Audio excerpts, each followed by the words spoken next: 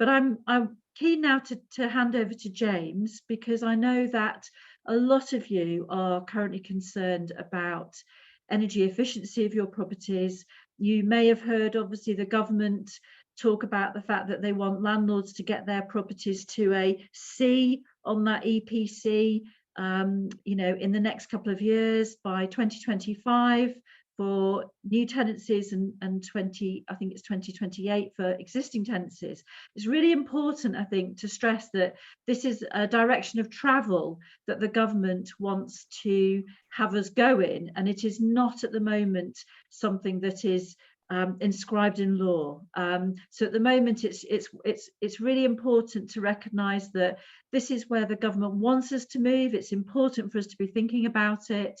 And I know James is going to obviously touch on what you can do and what to think about in a lot more detail now. So I'll hand over to him to carry on. Thank you.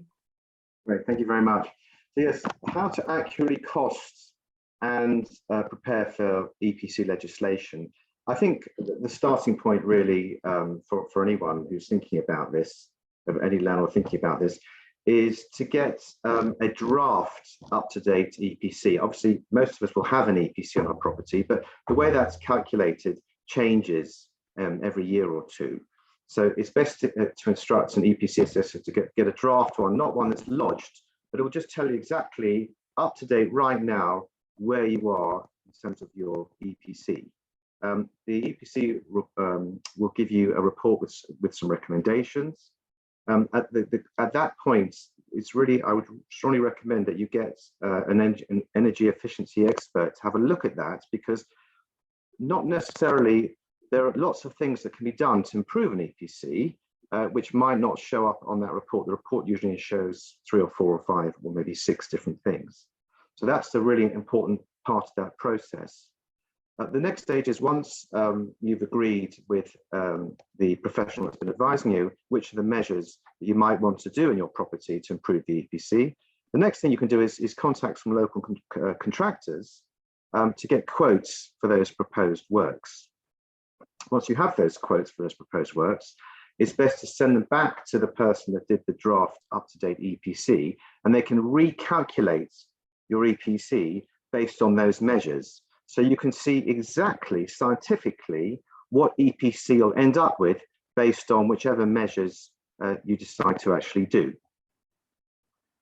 Could you change the slide, please, Henry? Yep.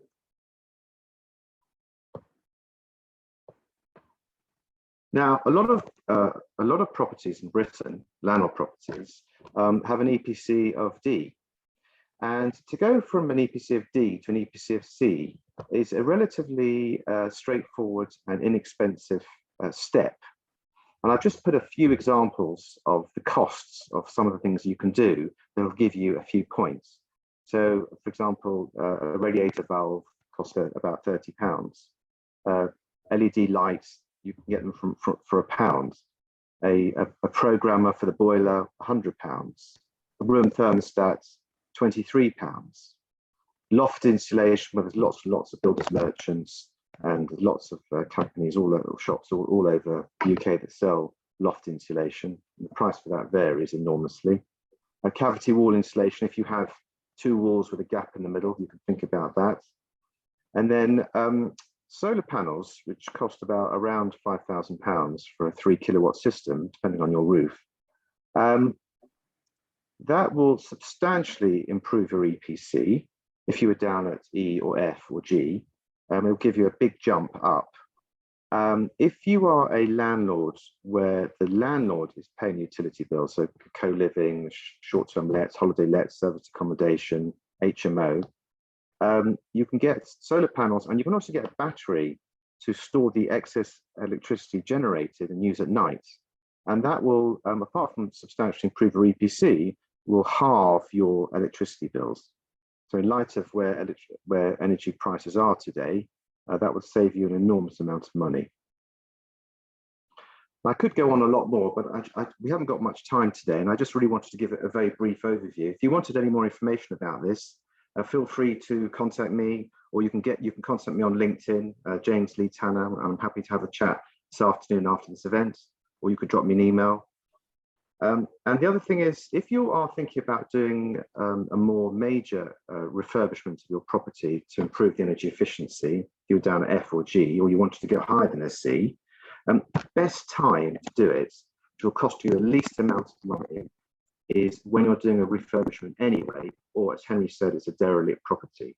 Because if you're going to be redecorating and gutting it, to actually make your property energy efficient is a relatively small part cost of the whole overall process, whatever you want to do.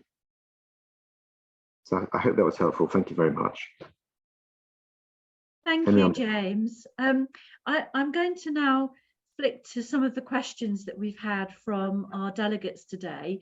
And so just to sort of follow on really from what you've just talked about, James, one of our delegates, Imran, has said, when are they planning to update the EPC calculation methodology so that it is fit for purpose and in line with how energy is currently produced in the UK? I mean, I mentioned that the government obviously, you know, put out its consultation, I think now probably about 18 months ago, about where it wanted landlords to go in terms of improving their properties EPCs. But do you know anything more about where they're up to in terms of that sort of calculation methodology? I'm afraid I don't. No, I'm not really sure where they're at to or what's happening there. The government it's only a proposal to improve the EPC. And it's still subject to consultation, so it hasn't been finalised. It hasn't been finalised. That's right, and I think I'm always at pains to stress that to landlords whenever I'm on sessions like this or doing meetings for people, because I know there's a lot of concern in the landlord, you know, fraternity at the moment in terms of being worried about, you know, having to do stuff. And I know lots of landlords have already spent significant monies on improving properties. I think listening to my policy colleagues at the NRLA recently, I think there's a sense that officials are still really trying to work out what the best way forward is. I think they're very conscious of the fact that there is obviously a cost of living crisis at the moment, and requiring people to have to spend more money on properties to do these improvements is a difficult one. It's a very sort of delicate balance to achieve. But I think what I always say is, you know, it's always good to look at what you can do to improve your property as just part of being, you know, a proactive landlord, a proactive property manager. Your properties are investments, and therefore, you know, you have to program in knowing that, you know, you're going to continue to do maintenance of them on them going forward, and that of course might be that you're improving its energy efficiency in some way. So I think, you know, I think we'd all probably agree that is what we need to do, and it's just really now looking out for new technologies and, you know, new improvements to things like cladding and things like that, which, you know, we will be able to hopefully use in the future to improve the energy efficiency of our properties. It's a win-win-win for the landlords, really, because first of all, tenants are looking for more energy efficient properties. So landlords will have more tenants, more demand, less void periods, and probably be able to charge a higher rent for that, firstly. Secondly, it'll actually increase the value of the property. Lots of people I know are actively only looking to buy, as Henry mentioned, actually, only looking to buy more energy efficient properties. And thirdly, it will help save the planet. So it's a win-win-win, really, as well as improve the EPC. So 4 wins. So why not? Yeah, and I actually can say, you know, I've rented some properties very recently, and I have actually had tenants ask me specific questions about the EPC and about, you know, what are the bills like? So please, can you tell us what the tenants have told you that they've been paying? You know, it's a lot higher up that list now in terms of things that tenants are actively asking questions about in terms of choosing, you know, which properties they rent over another one. So I think we see it across the board, really. One of the questions actually that Hitesh has asked, James, I think this might be interesting for everybody. He's got a property that is all electric, so he doesn't have gas boilers, and he just wonders if there are any easy wins, any quick wins that there might be for raising the EPC in that situation where he's already all electric. Well, first of all, as I mentioned, it's not really a quick win, but solar panels would have a massive, massive improvement in his EPC, huge and massive improvement, firstly. Secondly, as I mentioned, in terms of if you have more controls over the heating system, the timers and temperatures and programmers and thermostats, which you can have on electric heating as you can for boilers, the more of those things you put into your property, for each thing you get more points, as well as having the low energy lighting. So all those things will help. So yes, there are plenty of things you can do with an all electric heating system. Also, we've actually got a list of 10 tips that tenants can do themselves, which cost nothing, to reduce their heating, hot water and electricity bills. I'd be very happy to share that with all delegates afterwards. If anybody would be interested, they can contact me and I'll send it to them. That's fantastic. Thank you, James. And before I sort of come back to Henry, Lucy Zanetti has asked whether there's any green grants available to upgrade your EPC. And Lucy, one of the things that I can tell you, I think in answer to that question, is that local authorities are the place to try first. Many local authorities are offering grants to landlords for the specific purposes of improving your property for energy efficiency. Many of those grants are tested against your tenants. So it's not about your earnings as a landlord, it's actually about who you've got renting the property, and where you've got tenants who, for instance, are on some sort of benefit, there are usually some grants available that you'll be able to access. But try your local authority where your property is first and foremost. Can I add to that? Can I add something to yeah, sure, James. There's actually a really excellent scheme coming out in May, which is not tied to the profile of the tenants or the landlords. It's tied to the current EPC of the property. So it's much, much more generous, up to 1,500 quid per property, coming out in May. So then all landlords with properties of EPC of D or lower will be able to apply for those grants. That's the first thing. The second thing is, if anyone has any properties in Scotland, you can get interest-free loans up to £100,000 for landlords to make their properties energy efficient today. I think that scheme is called the Eco Plus scheme, isn't it, James, that you've just mentioned, that the government has announced that it's bringing out shortly. It did say that it was coming out in the spring. You must have more information than I do, because I didn't realise it was definitely going to be May. But I absolutely agree that, you know, people should look out for that, because there will be more opportunity for more landlords to be able to access those grants through that Eco Plus scheme. We hope. Let's cross our fingers that it's going to be well operated. So Henry, I want to come back to you. You've been sitting quietly there. We've had lots and lots of questions come in on all different aspects of your presentation, and we're not going to be able to cover them all, but I thought I'd throw this one at you. And this one came in from Farah. First of all, she said, really informative, love your energy, Henry. But the question she's got was around old listed conservation buildings, because you mentioned high risk, high return, but are perhaps these buildings ones to stay away from, you know, perhaps because the EPC is tricky, there's special rules around, you know, what you can and can't do in terms of development with listed properties? What would you say to Farah? Well, listed conservation buildings are arguably the biggest nightmare or the biggest financial gain you'll ever deal with. And the reason for that is, if you can get the listed building delisted, you're talking about an immediate windfall. And there are lots of buildings around the UK which should not be listed. And to make that happen, you would need to employ a heritage specialist. And if anybody wants a contact detail for somebody like that in the Northwest area, I can give that information.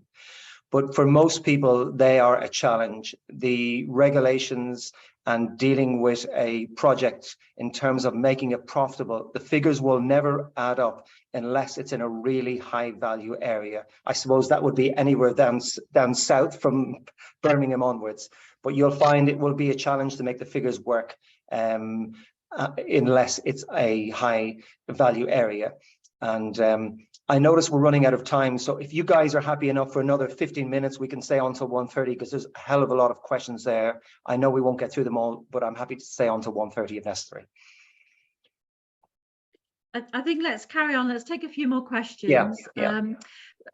We had a question in from Rizwan, and he was asking, what occupancy level do you base your income projections on? So I think he was talking about that some of the areas that you suggest people might want to invest in have stagnant or low rental income, usually tied to local authority housing rates. And obviously they've been frozen for some years. And we know recently that the government has said that they are consistent, you know, they're going to continue freezing them. They're not raising those rates. So is there an issue there around demand and the type of tenants in these areas? Well, I personally don't deal with, you know, benefit tenants myself. I haven't got any, not that there's anything wrong with them, and obviously you can't discriminate, but my advice would be to find the best street in the not so good area, and if the property is high condition and good condition, you will get good people renting those property, typically working, and the occupancy rate should be 100%, and in 30 years I have 0 voids. And if it's a good quality property, it should be 100%. Demand is very, very high. Okay, and I think connected to this question, another of our delegates, Melina, asked, what if these areas aren't local to you?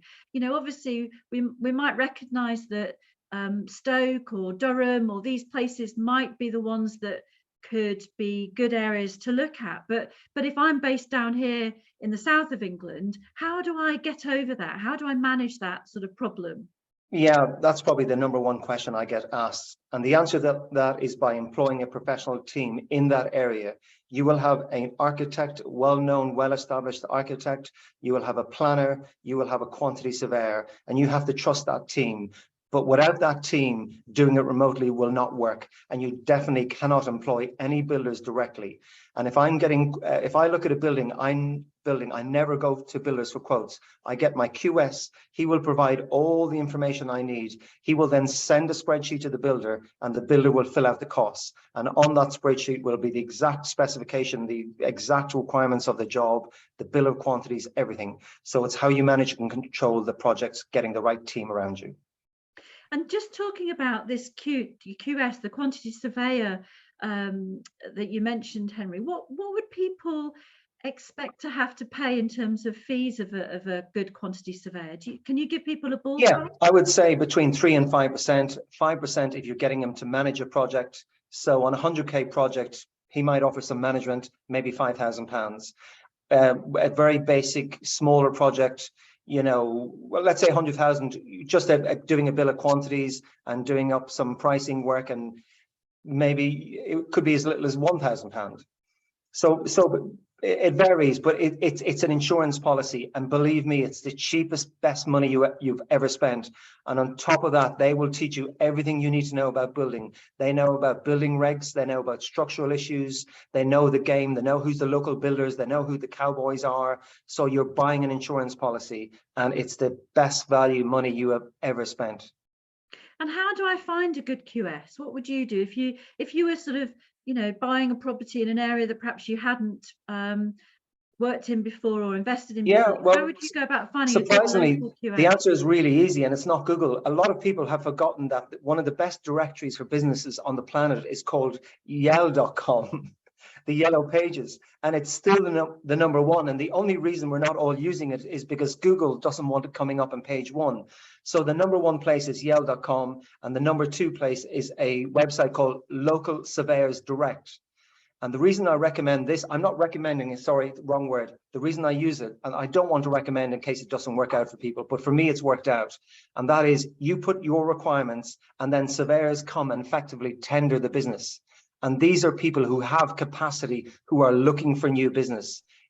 And I find that much better dynamic than ringing companies saying, hi, can you come to my site? Some of them are busy. They don't really want your business. So you need to find suppliers who are actually growing their business.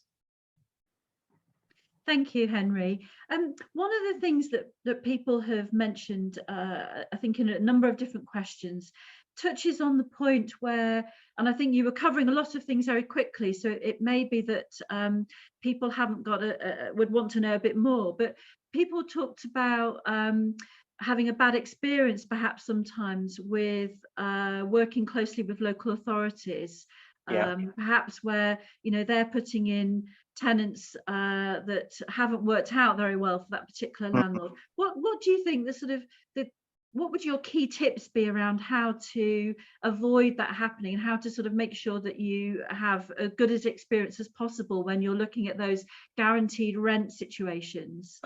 Well, it depends on the type of tenant guaranteed rent. For example, in the case of if I was renting my property to vulnerable people or people with special needs, sometimes these people are recovering alcoholics, etc.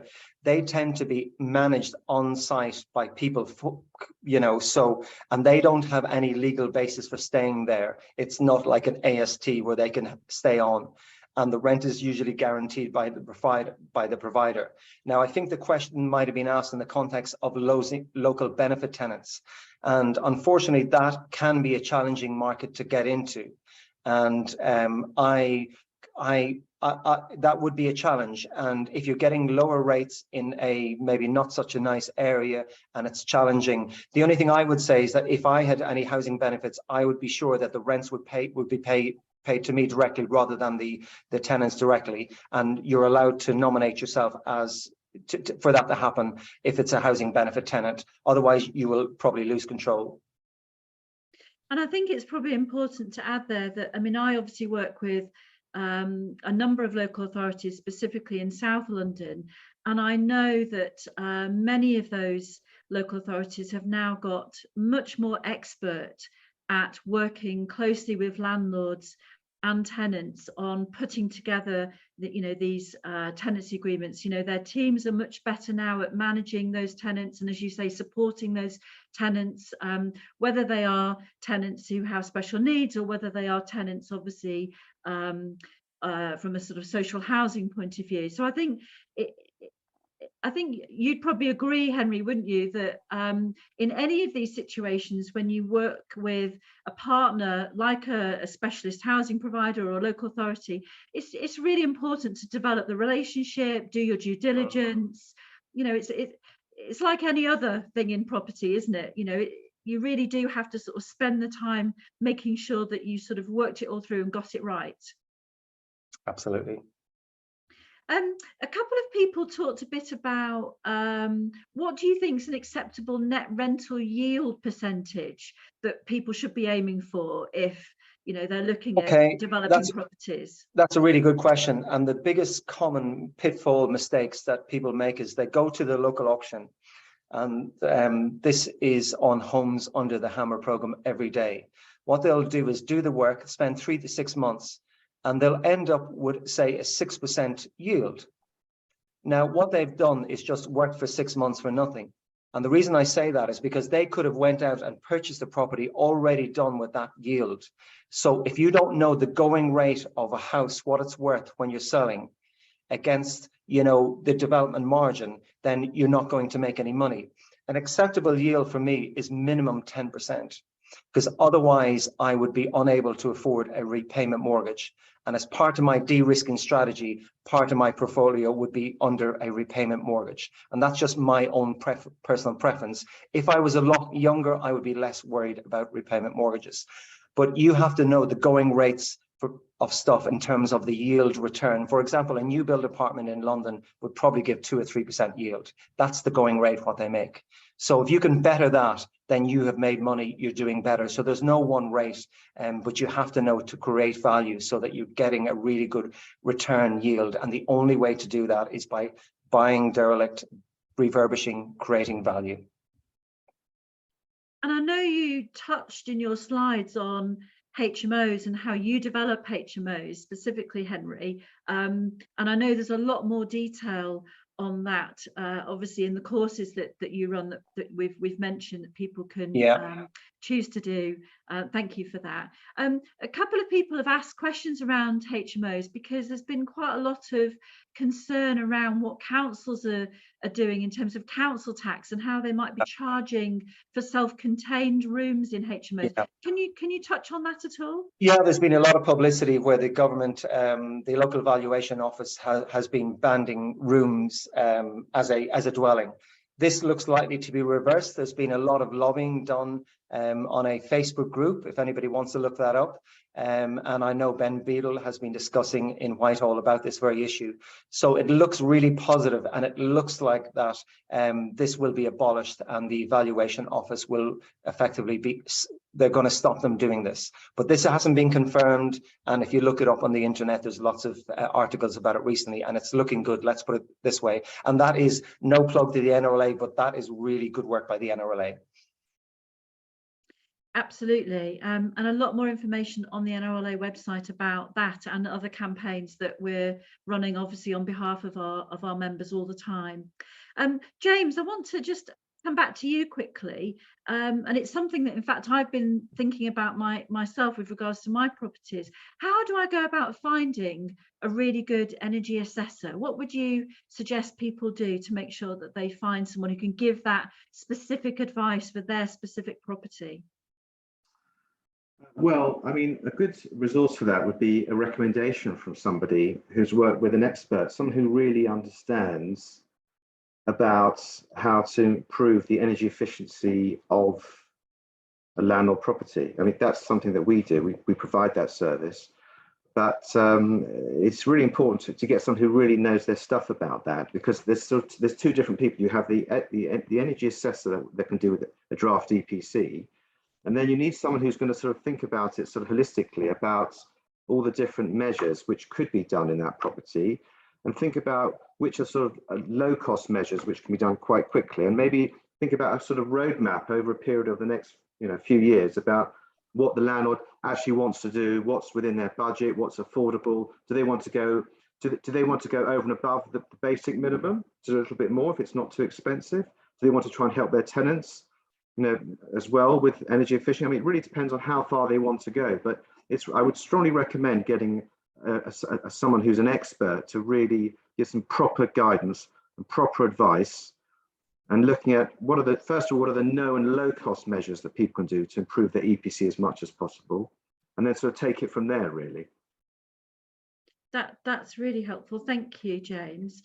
And there's been a few questions about things like, if I have a property where there's a flat roof, and obviously that flat roof isn't coming up very well on the EPC, who's responsible for upgrading things like that? And I think what's behind this question is actually around the ownership issues, and the differences really between leaseholders and freeholders. So for instance, if you're a leaseholder and you own a flat where perhaps you don't have overall say over things like a flat roof or single glazed windows, where do you go? What do you do to sort of try and tackle that in terms of helping improve your EPC? Well, you have one option is you have leaseholders. The other option is you have leaseholders that have a share of the freehold, and then you have the freeholder. So there's sort of different models and different scenarios. If you're just a straight leaseholder, you have no say on the actual outside structure of the whole building, which includes the flat roof. In that particular scenario, then what you need to look at is measures that you can do inside your property to improve the EPC. And I believe that when the legislation eventually comes through in terms of what we all have to do to improve our properties for energy efficiency, there will be some clarity perhaps around how it impacts freeholders having to also take steps, because obviously, as you've said, James, leaseholders can only go so far, and obviously there will have to be presumably something to ensure freeholders also then have to take action. Do you imagine that that's going to be the case? Well, I'm not really sure how the government are going to, what the final thing is going to look like. But I mean, the way it stands today, right now, is you can apply for an exemption if you spent £3,500 and you haven't reached C. You can apply for an exemption, and that's all you'll need to do. There's a proposal that exemption will increase from £3,500 to £10,000, but who knows what actually is going to happen? I have no idea. I wouldn't like to predict either way. Yeah, absolutely. And I think, watch this space, everybody. Keep tuning into webinars like this, where we'll always bring you the latest information, and hopefully experts who can sort of, say this is what's happening, this is what's coming our way. And of course, there's always information on the NRLA website. I want to come back to Henry because we're going to come to the end. We've extended the webinar already a little bit to try and take as many of these questions as we can, and apologies to those of you who've asked a question and we've not been able to answer. Henry obviously is available and has provided his details in terms of how to go about contacting him. But Henry, let's just finish on the courses that obviously you're running through the NRLA on property refurbishment. Somebody asked earlier, in terms of the content covered on the courses, is there a difference between e-classroom and the in-person sessions? No, there's no difference. It's exactly the same content. So it's really down to how you prefer to learn, isn't it? Absolutely, and this course will protect you from cowboy builders in the case of the refurbishment course. In the case of the key to property investment, it's all about how you make decisions and your due diligence. And these courses will give you the fundamentals, and I can promise anybody after this course they won't make the endless mistakes that I made when I started property. When I started my first property, I could hardly spell the word due diligence, never mind carry any out. And it's all based on my experience, and I've tried to make it as practical as I possibly can so that everybody will gain something actionable that they can actually learn from. So all you need to do is type in the words the key to property investment, it will come up straight away, or property refurbishment, and they will come up straight away. And that is a one-off 30% discount. The NRLA don't do lots of discount deals, so it actually is very, very good value. And I'm not just saying that because obviously I'm promoting them today. It's really good value. And so people just need to use the code property investment. Code is property investment, and they can go on the website now. That's an expiring code as well. I'm not sure how long it will last for, but I recommend using it as soon as possible, possibly even today. I will also be doing further webinars throughout the year for the NRLA, and I'll just briefly give you the dates for that. The dates for that are, the next one I will be doing is on the 28th of June, basically, and that will be another webinar with some interesting content.